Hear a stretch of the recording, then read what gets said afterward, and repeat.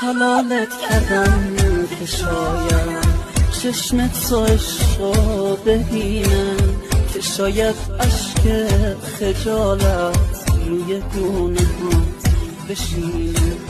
تو همون بغض گلویی که گرفت و با نمیشه، به خدا این همه قصه توی سینم جا نمیشه.